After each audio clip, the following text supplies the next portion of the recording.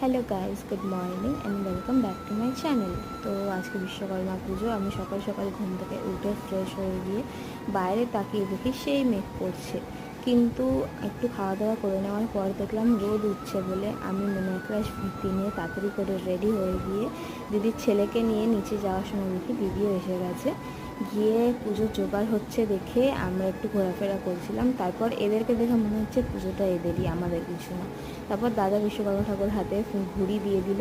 তারপরে পুজো শুরুও হয়ে গেল, আর গাড়ি পুজো করে নেওয়ার পর আমরা বেরিয়ে পড়লাম ভদ্রেশ্বর ফ্যাক্টরির উদ্দেশ্যে। তারপর ফ্যাক্টরি গিয়ে ঠাকুর দেখে একটু এদিক ওদিক ঘোরাফেরা করতে করতে মনে হলো যে আবার বাড়ি যাওয়া দরকার।